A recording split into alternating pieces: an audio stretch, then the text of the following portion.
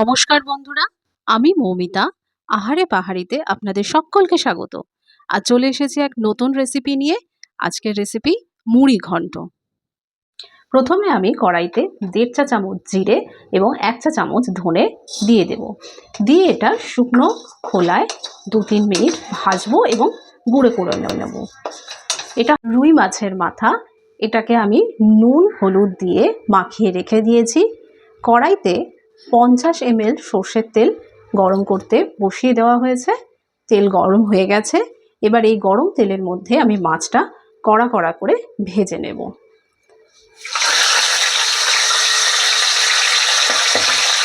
মাছটা আমি ঢাকনা দিয়ে ভাজবো।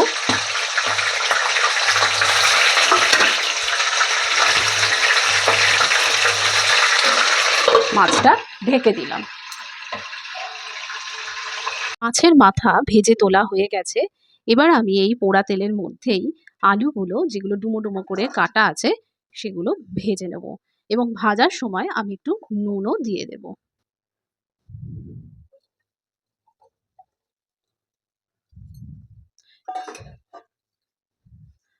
হাফ চামচ নুন দিয়ে দিলাম। এবার এটাকে ভেজে নেব। আলু ভেজে তোলা হয়ে গেছে। এবার এই তেলের মধ্যেই আমি 2টো তেজপাতা দিয়ে দিলাম।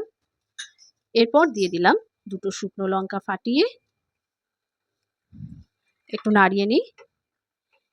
এরপর আমি দিয়ে দেবো পেঁয়াজ কুচি। এখানে আমি 100 গ্রাম পেঁয়াজ কুচিয়ে রেখেছি। পেঁয়াজটা একটু নাড়িয়ে নিই।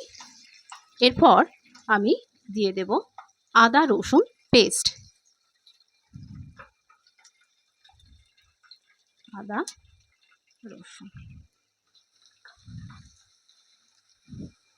পেঁয়াজ একটু ভাজতে থাকি।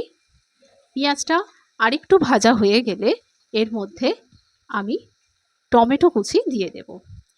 এখানে আমি 2টো বড় বড় টমেটো কুচিয়ে রেখেছি। গ্যাসটা একটু বাড়িয়ে দিই। টমেটোটাও ঢেলে দিলাম। এই সব কটা জিনিসকে এবার একটু আমাকে লাল লাল করে ভেজে নিতে হবে। পেঁয়াজ টমেটো ভাজা হয়ে গেছে, ব্রাউন কালার চলে এসেছে। এবারে আমি এর মধ্যে কিছু গুঁড়ো মশলা দিয়ে দেবো। প্রথমেই দিচ্ছি হলুদ গুঁড়ো 1 চামচ, জিরের গুঁড়ো 1 চামচ, এরপর দেব কাশ্মীরি লঙ্কার গুঁড়ো, এটাও 1 চামচ। এবারে একটু জলের ছিটা দিয়ে মশলাগুলোকে নাড়িয়ে নিচ্ছি। সামান্য একটু জল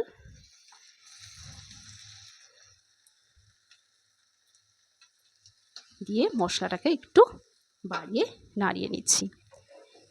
এর মধ্যে এবারে দিয়ে দেব গোবিন্দভোগ চাল। আমি এখানে 100 গ্রাম গোবিন্দভোগ চাল ব্যবহার করছি। এই চালটাকে আমি ভালোভাবে ধুয়ে 10 থেকে 15 মিনিট ভিজিয়ে রেখেছিলাম।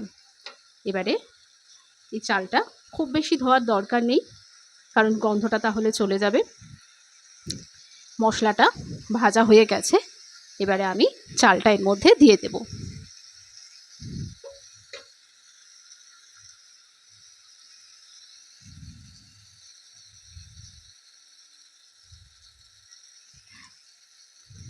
চালটা দিয়ে এই মশলাটা চালের সাথে মাখিয়ে নিতে হবে।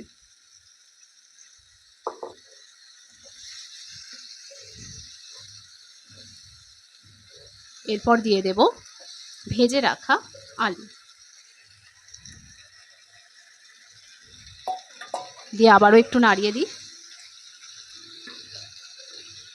এরপর দেব ভেজে রাখা মাছের মাথা,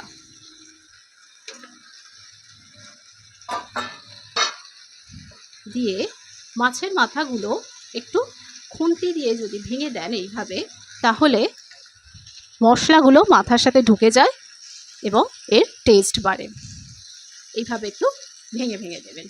আমি এখানে 4 টুকরো অলরেডি করে রেখেছি। এইবার দেব নুন। আপনারা আপনাদের স্বাদ মতোই নুনটা দেবেন। দিয়ে আবারও একটু নাড়িয়ে নিয়ে আমি এখানে জল দিয়ে দেব। মশলাটা চাল, মাছের মাথা এবং আলুর সাথে মিশে গেছে, জলটা টেনে এসছে। এখানে জলের পরিমাণটা একটা গুরুত্বপূর্ণ ব্যাপার। আমি যেহেতু এখানে 100 গ্রাম চাল ব্যবহার করেছি, তাই এখানে জলটা আমি 200 ml ব্যবহার করব। আপনারা বাটির মাপে বা কাপের মাপেও করতে পারেন। যদি 1 বাটি চাল নেন তাহলে 2 বাটি জল দেবেন।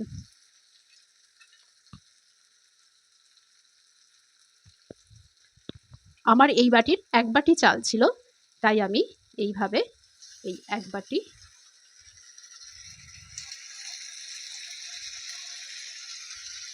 2 বাটি জল দিলাম।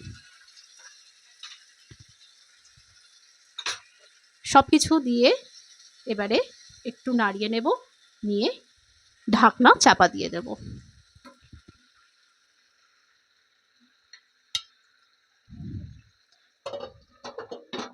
গ্যাসের আঁচটা এবারে মিডিয়াম করে দেব, দিয়ে 7 থেকে 8 মিনিট রান্নাটা হতে দেব যাতে চালটা সেদ্ধ হয়ে যায়। 7 থেকে 8 মিনিট হয়ে গেছে, এবারে আমি ঢাকনাটা খুলে দিচ্ছি। চাল অনেকটাই সেদ্ধ হয়ে গেছে। এবারে আমি এর মধ্যে দিয়ে দিচ্ছি আমার ভেজে রাখা গুঁড়ো মশলা। এটা 2 চামচ দিচ্ছি।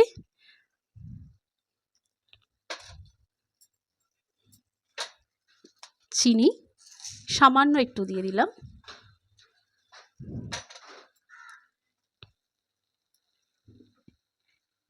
এটা হলো গুঁড়ো গরম মশলা।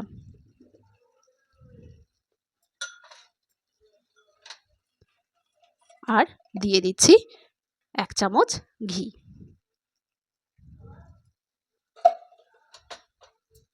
এই সব কিছুকে দিয়ে আমি একটু নাড়িয়ে দেব, দিয়ে 10 মিনিট ঢেকে রাখবো। তারপরেই আমার রান্না কমপ্লিট হয়ে যাবে।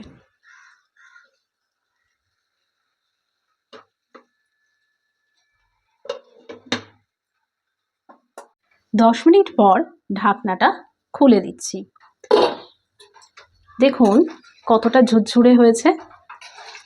দেখুন, আপনারা যদি জলটা একটু বেশি চান বা ঝোল বেশি চান তাহলে জলের পরিমাণটা বাড়িয়ে দেবেন। আমাদের মুড়ি ঘন্ট পুরোপুরি রেডি। এবারে আমরা এতে সার্ভ করে নিচ্ছি। আমার এই রান্নাটা যদি ভালো লেগে থাকে তাহলে আপনারা অবশ্যই কমেন্ট সেকশনে জানাবেন। আবার দেখা হচ্ছে নতুন একটা ভিডিওতে নতুন কোনো রান্না নিয়ে। আজকের মতো এটুকুই। আর আমার এই ভিডিওগুলো যদি আপনাদের ভালো লেগে থাকে তাহলে অবশ্যই লাইক এবং শেয়ার করবেন এবং আমার চ্যানেলটাকে সাবস্ক্রাইব করবেন। ধন্যবাদ।